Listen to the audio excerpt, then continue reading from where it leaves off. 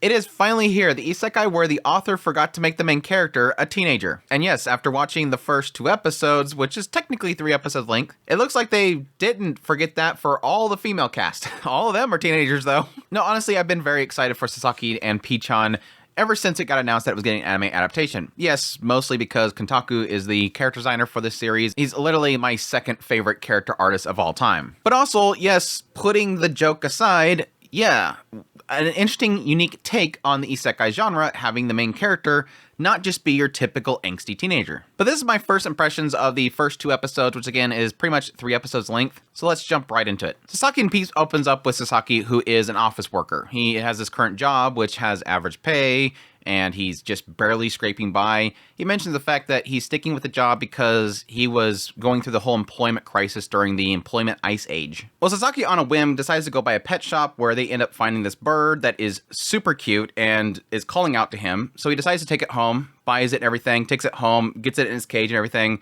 trying to decide on a name for the bird, and then suddenly the bird starts talking, gives his name, talks about the fact that he's a sage from another world, and, you know, wants some meat, and then he's like, well, I can't afford meat, and he's like, well, if you need money, then I'll help you, I'll make a pact with you, I'll give you part of my magic, and then we'll get a way to make money. And Sasaki's like, well, that's fine, I guess, and then suddenly the pact goes off, he gets a part of his power, and then the bird takes him to another world. So yes, Sasaki, this middle-aged man, is suddenly in another world, and they start to actually exploit the systems of the two worlds. Quickly getting in contact with this trade company, bringing like pens and papers and stuff from our world over to that world, selling it for massive amounts of gold, trying to make connections with the nobles themselves so that he can eventually trade to the nobles. Over time, he'll bring things over like radios and whatnot, and these people of this world are like, what the heck is this stuff? Eventually, it gets him in contact with the actual Viscount of the land itself, who is extremely interested in whatever Sasaki's bringing over. He makes up some excuse that he was, you know, traveling overseas, and at some point his ship capsized,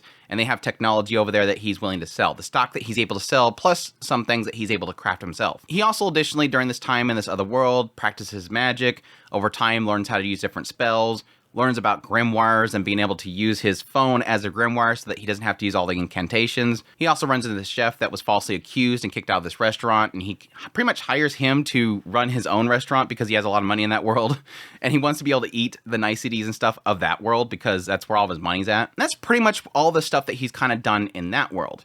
Now, on the flip side, whenever he returns back home, he's kind of just your standard office worker. He's working this job, he has his co-eyes like trying to recruit him for some independent job. But then eventually, one day while he's walking home, he ends up bumping into this girl being attacked by this guy that has a blade for a hand. He shoots an ice crystal at the guy, and then the girl that's being attacked suddenly melts the ice and then pulls a gun on Saki, claiming that he is a psychic and wanting to know if he is registered. See, it turns out in our actual world, the modern world that he's actually from, apparently there is the existence of people with psychic powers. It's just the government has been keeping them all under wraps.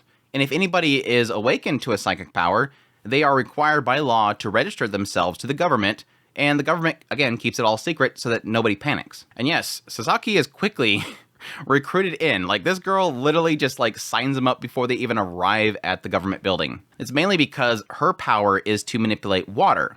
She can also change the temperature of the water itself. And since he showed that he has the ability to create ice, she thinks that he is the perfect person to be her partner because she can't create water out of nothing, but knows that he can create ice out of nothing. So he's basically going to be fueling her ammunition. And she is obsessed with working, and she believes that this job makes tons of money. She likes to put herself in danger just for the sake of making a quick buck. Eventually, over time, he'll have a job where he goes with her, and they have to basically take down a group of psychics, and they all get their butt kicked. And Sasaki ends up kind of showing his true power, that he has all these different abilities like lightning, and they call a truce, and they all kind of separate. Additionally, every time he goes home, he ends up running into the neighbor's daughter who is just sitting outside because apparently her mom keeps bringing home men. And she seems like she really likes Sasaki, like possibly a yandere. Oh yeah, and he also ran into a magical girl at some point that disappeared into a portal. And that is Sasaki and Peeps.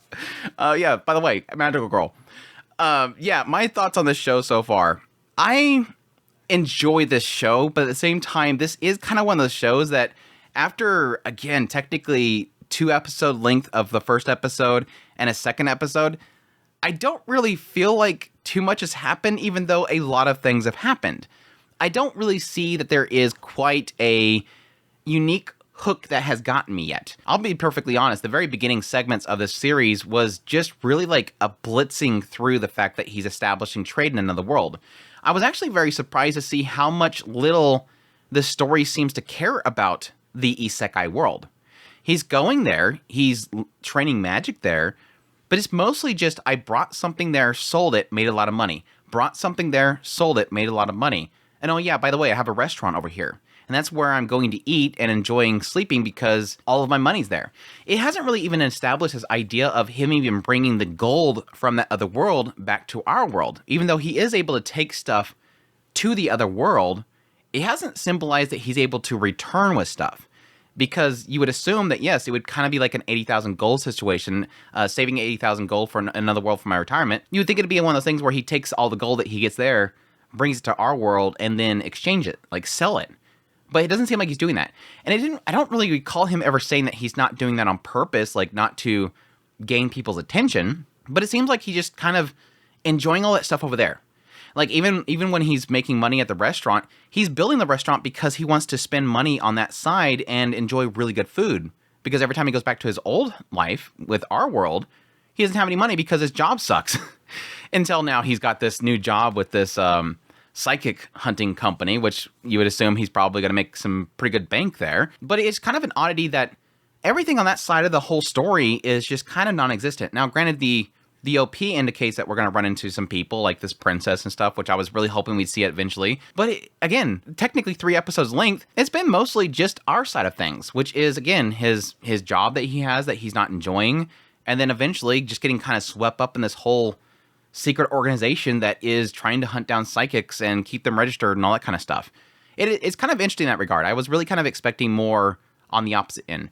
Now, granted, I'm pretty sure now that we've pretty much established both sides, he's over there, he's making lots of money, he's established all this trade, the Viscount is, interested in him. There's apparently a war that's coming up, and he's probably going to be getting sucked into getting involved with that. It's kind of a sad thing when he brings over a radio, and he's like, wow, can I buy your entire stock? I'm like, they're going to get a war. He's totally asking because of war, because radios in that world would be absolutely huge. He's basically going to be supplying them with unlimited batteries and making a whole bunch of money because he's buying it over here. But yeah, it's kind of that oddity there. And yes, technically in his old world, it's establishing him as essentially fighting psychics. It's the idea that psychics have always existed, and he's using actual magic to fight the psychics. In our world, psychics exist as people that awaken to ability, and the ability you awaken to, that's your only thing. You only get one thing. So yes, the assumption is, okay, you have ice. They assume that Sasaki can only create ice, whereas Hoshizaki, she manipulates water. She can't create water, she manipulates it. She changes the temperatures and everything like that. So everybody has a unique ability. Now, the only oddity here on that whole end is Shizuka, this girl that he fights, the one that was part of this group. She seems like she's doing multiple abilities. Now, Sasaki eventually finds that there is other psychics in the area that were keeping hidden, so maybe they were kind of combining their powers to fight, because they were using invisibility.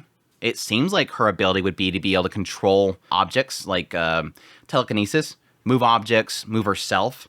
But then you also have this aspect that she gets hurt, and then she kind of wipes it away. Maybe somebody healed her at that time, and it just makes it look like she used it.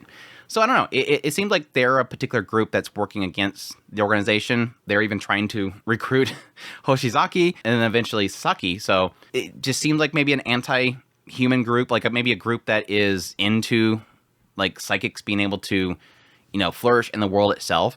So it'll be interesting to see more of that whole story. The only really kind of oddities so far outside of all that stuff is really, yes, Otonari. This random girl that's sitting outside of his house, his apartment, every time he goes home, and it's this schoolgirl that's just sitting there.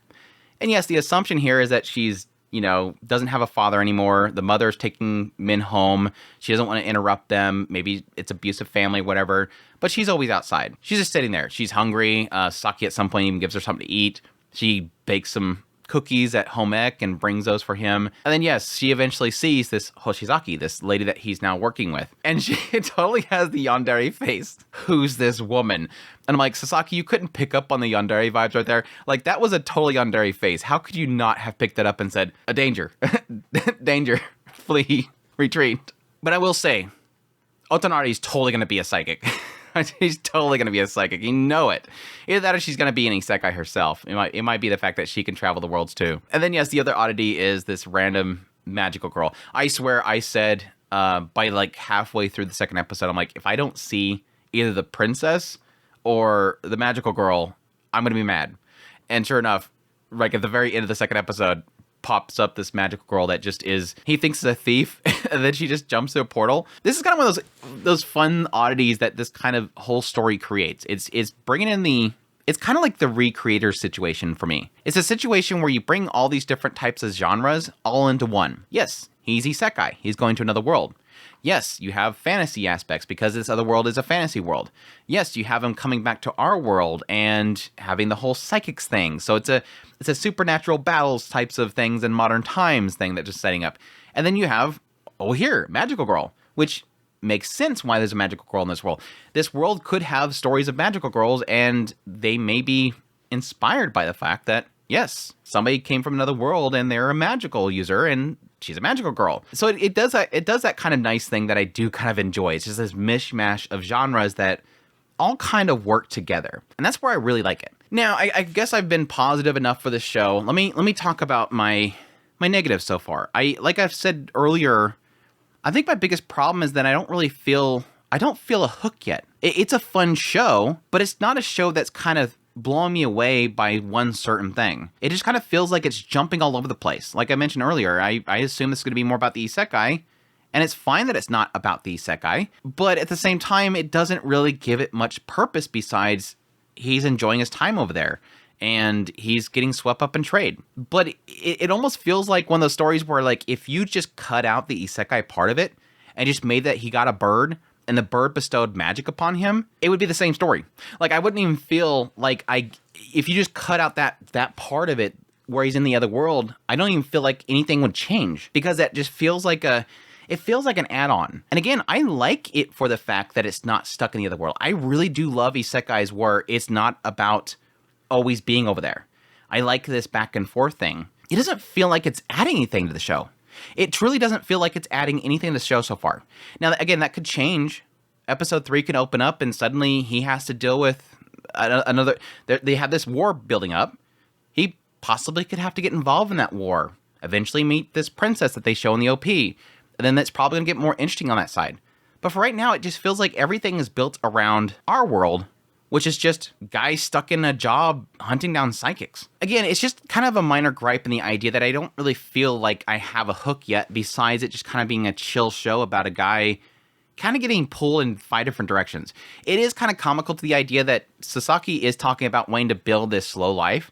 Like, if I can get these trades going, make a lot of money over there, I can relax over that other world. But unfortunately, despite him wanting to do that, he's constantly got something coming up. So I don't know. It's a mix for me in that regard. Like, I don't feel like I am as sold on the show as I thought I would be, but at the same time, I'm not like, it's still really enjoyable. Additionally, it's kind of odd that there isn't much out of pii-chan. I thought the show was going to be, I mean, it's literally titled Sasaki and Pii-chan. I thought there would be so much more to pii-chan, but it's like pii-chan like says a whole bunch of stuff at the very beginning, makes a pact with him, talks to him about how to do magic, and then every now and then has a very short discussion with him. It almost feels like pii-chan's not even a part of the story, unless it's just an aspect of something kind of being cut for the anime adaptation. Jumping back into the oddity of having this male protagonist character that is, I'm assuming he's probably like 21 years old, and they're just probably making him out like he's 38. Who knows? I do like what the unique thing he sort of adds this whole thing. He's totally a salesman. And so I do like the fact that his demeanor is literally what he uses in most situations. It's kind of like the whole thing, The Great Cleric, I think the name of that show was, where the guy literally uses his posture and his way of speaking to almost negotiate with people. And so, yeah, like when they have this whole fight with this group of psychics, he literally uses his talent in communications to kind of help out with that. Again, he technically uses it for the Viscount and the merchants and stuff like that. it's kind of one of those fun oddities that kind of he adds to the chemistry and the mix of everything. But yes, I do kind of find it funny that the moment that Hoshizaki at the very end of the second episode mentions that she's only like 16 years old, I'm like, what? Even though we're trying to break the norms by having this Sasaki guy be an adult and an Isekai, we can't have the girls be adults. No, let's have all the girls be teenagers, because that's not going to raise eyebrows at all. the middle-aged man that is Isekai character that is swooning over all the schoolgirls. Hoshizaki, who's 16, Otonari, who I'm assuming is probably 15. I'm going to guess Shizuka, the psychic that he fought, is probably 14 years old. I'm Elza, this princess of this other world's probably 13. Magical Pink, this magical girl's probably going to be 10 years old. Who knows? I think they usually stick around 13 or higher. It's just, not that I'm mad, but it's like, just let Hoshizaki be an adult. Why can't we just have Hoshizaki be an adult? It's funny. It was a good punchline. And the idea that this girl is like, he's assuming, why don't you get a beer? Oh, well, I'm not of age. Wait, how old are you? 16. So yeah, like, why are you doing this? You're a child. Why are you doing this job? Oh, I told you, money. I like money. It's a funny punchline, but at the same time, it's like, come on, just make adult characters. Like, just keep with the theme. It's funny. Again, it's funny. Visually, I think visually is where I'm kind of mixed, because for the most part, it looks fine. Like, this show looks fine, and I want it to look good because, again, Kontaku, the character designer, I love his character designs, and I can totally see it in the female characters in the show. I don't really see it with the male characters. I don't really know his style for the male characters, but the female characters for sure, so I do want it to look really good. At the same time, there is a couple rough points in here. There is some actually good animation in some of the combat sequences, but there's a lot of points where it does look a little rough. So hopefully the studio Silverlink keeps things really solid and keeps it going forward. As long as they can keep the girls looking Kontaku fantastic, I'll be happy. So we'll see. But so far, it's been solid. But yeah, that's my thoughts so far. I guess in the end, my conclusions is I'm mixed. I think I'm mixed on this show. I think it's very unique, and I'm gonna love watching it. But at the same time, I don't really, again, I don't feel a hook yet. And I really want a hook. I want it to kind of focus a little bit more and just dive into something, and not just jump around all the time. I feel like it's all over the place, and it's not really spending too much time on any specific thing. So hopefully, now that everything's kind of established, maybe when they build up this war, whatever's happening over here with the psychics, maybe it'll focus itself more, and it'll be a lot more entertaining and more focused. Anyways, I hope you guys enjoy my thoughts on Sasaki and Peeps. If you did, make sure to hit that like button down below. Comment, let me know what you think of the series so far if you're going to be checking out. Additionally, before you leave, if you're new to the channel, make sure that subscribe button so you got my content. I do news reviews, first impressions, top list. If it's anime, it's premature. I'll be doing first impressions of all the shows of the season. Also, if you enjoy this content and you want to support the channel more, I have a Patreon link, tips link, super thanks, membership button down below. Greatly, greatly, greatly appreciate everybody does, and y'all take care.